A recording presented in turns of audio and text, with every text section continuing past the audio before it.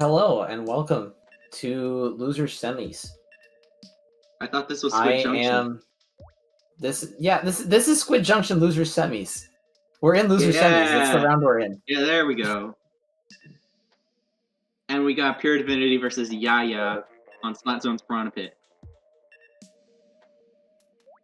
I'm interested to see what actually let's talk about the teams first. So Pure Divinity, I actually don't know a whole lot about Pure Divinity. Neither do I know I. that Can't give you much information either. I know they were kind of like in that mid echelon.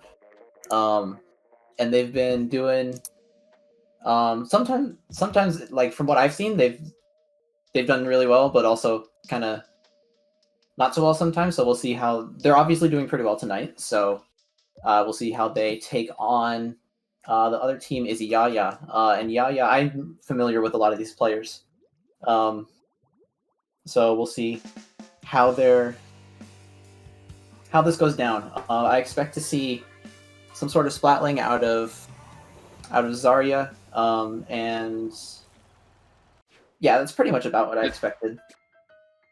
Same thing too. I was expecting a brush from Pezpop. Ugh. Interesting to see the last ditch effort on the brush. Oh, that's a huge pick on the tent. I don't know who got that, but basically what that does for Pure Divinity is that lets them kind of break That the gives them a lot whole more structure. advantage. Yeah, it breaks the whole structure of how Yaya wants to run their comp. And being on a team recently with a tent player, tent really acts kind of as like a skirmishing frontline. Especially with its shield, it's really bulky and just wants to be in front. Yeah. Plus, Yeah, it's yeah. also a shotgun, so like you want to get that one shot, you just gotta Mhm. come in the front. Yeah, trying to work some things out though. They lost members before they could get their specials off, and now Pure Divinity. Lip was being chased down by, I believe this is not Pez Pop. I don't know who it is. No, that's the It is classic Pain. song. Is Pain gonna get two? Pain. Nah, No, but it's Keep it's going. effectively two. This is a very good position for Pure Divinity right now. It's very hard to retake with a tent, especially if they just drop and get picked off like that. Yeah. Yaya The is tent's got to be a bit more passive because they got to start taking their shots, drawing out their heat. So the team in general should be not more passive, but they need to wait for each other to sync up because they're just dropping in one by one, and they're just getting picked off. And obviously they've been one or two down the whole game, and we haven't been able to talk about it much. But Pure Divinity has just been kind of cleaning them up whenever they drop down and try to take positioning. So game one is a clean knockout for Pure Divinity. yeah, it's unfortunate that Yaya fell into that feeding hole. It's not really a good thing to fall into that. Yeah, 100%. especially for a map like this because you kind of all want to collectively push together from a certain area Especially altogether. with a tent umbrella on your team. That's what makes tent umbrella really strong, is that you push with the tent umbrella and that they can't ever kill you because they have to find a way around the tent umbrella shield. Yeah, and that Tenebra, taking all those hits, it's gonna drain the enemy ink. They're gonna have to manage their ink differently. Mm-hmm. Spam more bombs at you just to take out the shield or potentially you as well. Which also leaves them with less ink. So Yaya's going to be picking splat zones on New Albacore Hotel. And I think this actually suits them very well. You saw Brandon play the Kensa Rapid Blaster last game, and I expect him to stick to that. You saw Jimmy play the Tenebrello, which is also very good on this map. And Zarya, as I was watching the stream earlier, I saw them pull out the ballpoint splatling, so maybe we'll see some more of that. Maybe we'll see some heavy. Both are pretty good options here. The Booyah Bomb, obviously good for holding zone, and then ballpoint is just kind of, this is its special map. This is like ballpoint heaven. You got the grades, which allows it to run all over. Mm-hmm. Like now that you mention it, you started to make me hoping for ballpoint. As for Pure Divinity, I 100% expect that Bamboo or something like that long-range charger option to be brought back. And we've seen E-Leader this time, which does make a lot of sense as well. The Inkstorm is very good at getting people out of the very linear pushing lanes. and just having the extra range to be able to snipe people, like you just saw there. Brandon just gets sniped into oblivion, and that creates an immediate advantage for Pure Divinity because they can't use their armor and push like they wanted. Although their Splatter Shot Pro does go down, so we'll see what happens during this fight. Yeah, well, they fall even at the beginning. Now it's all just, you gotta paint that zone. Yaya's got a junior on zone. They've just painted that all over. Got the control. They're just Seems gonna paint like from picks are going evenly both ways consistently, and I'm not really too sure what to make of this. Normally I'd just refer to this as like stalemate, kind of like a stalemate, very even.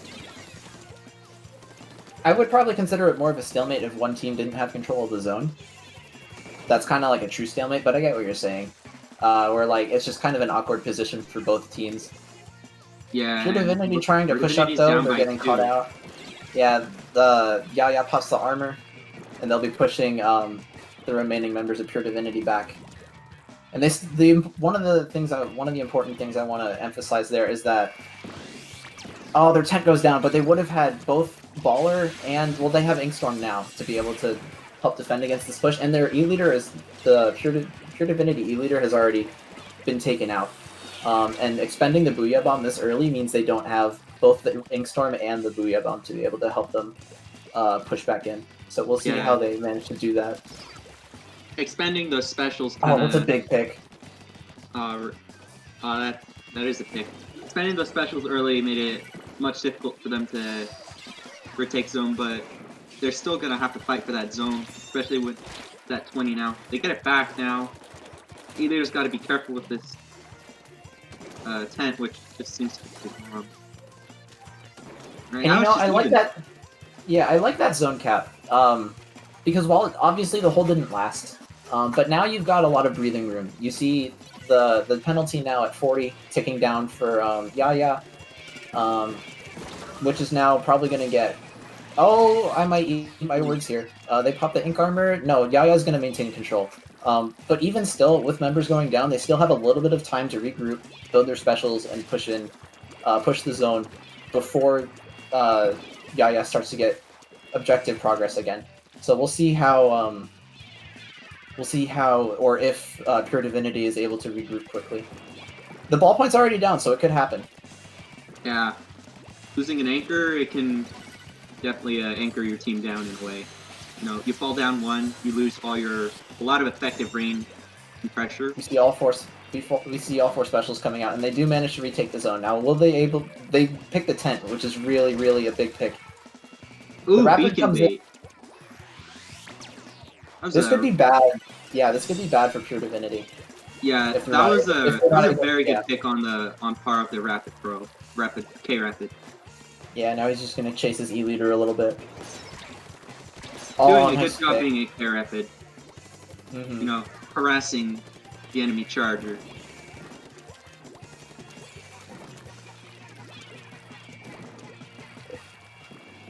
I'm not really sure if I can really put my finger on what Pure Divinity really... What Yaya is doing much better than Pure Divinity, because Pure Divinity has had some good moments in this game. I think it could just be a comp thing, where as long as the Rapid Blaster is able to have his range and just kind of shoot at people like he did, he was able to just kind of pick people off and keep them separated and keep them staggered, and that helped Yaya a lot in that game. That does help, and also I feel like looking at look at that 16 kill assists, unless if I'm blind and can't see, but I'm pretty sure that says 16. Yeah, that said 16 KA. Which is double than epic harassing. Yeah, it's double the rest of his team, so that was definitely the major one of the key factors in that game. I feel like the Octobrush from Pure Divinity might have been something that made it harder for them to get around, because Octobrush, it's on a ranged map. I don't think Octobrush is really the best weapon. It's kind of interesting for it to work in the grades. The Octobrush, I think, can work if the Octobrush is able to flank behind them the whole match.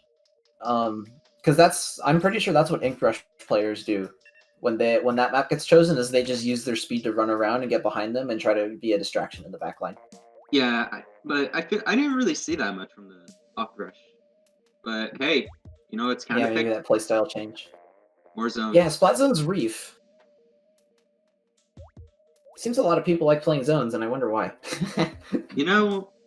I feel like I'm in a JP scrim right now. I'm curious as to why this map specifically would get counterpicked for Pure Divinity. Obviously, like my first inclination says it has to do something with the Octobrush. Like they would want to pick all good Octobrush maps so Pezpop can really use that to its full potential. But let me check the other maps in our map list.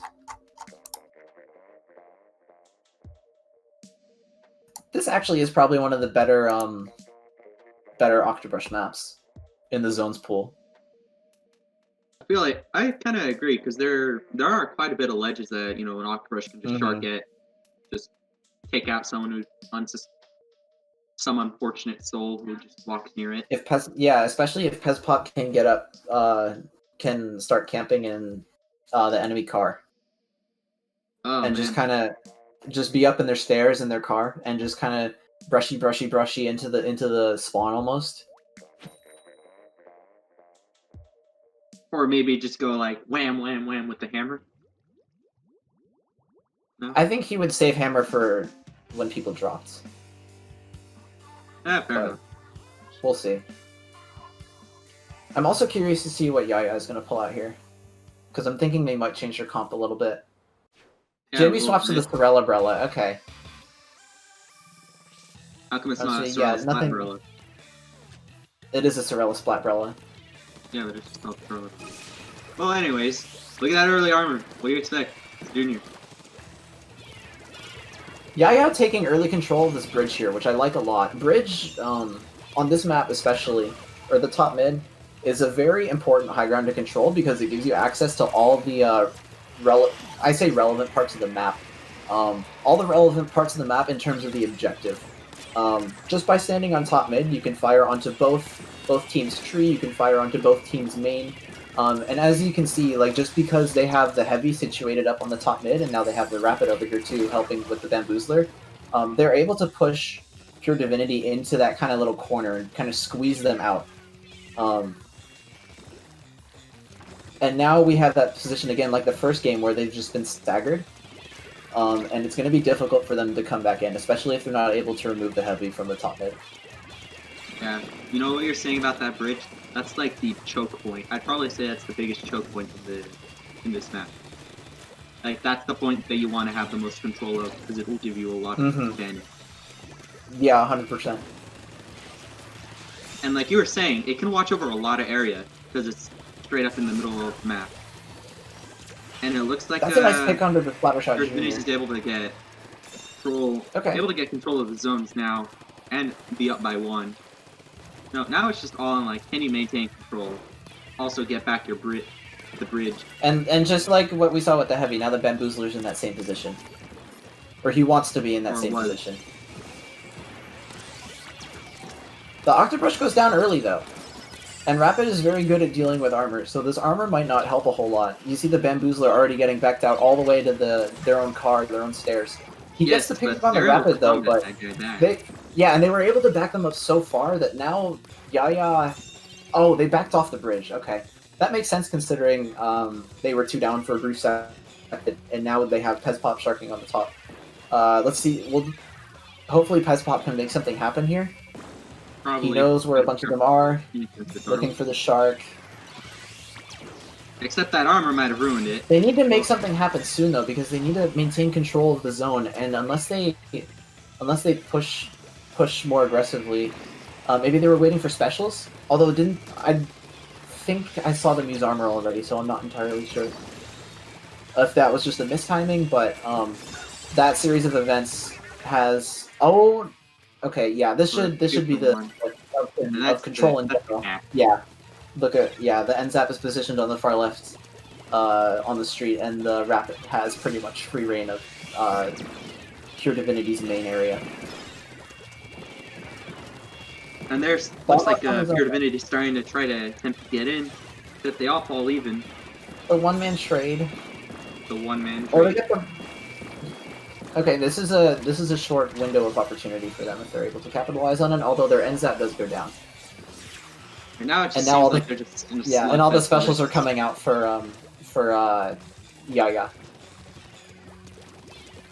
And now again you have Zarya on that top mid again.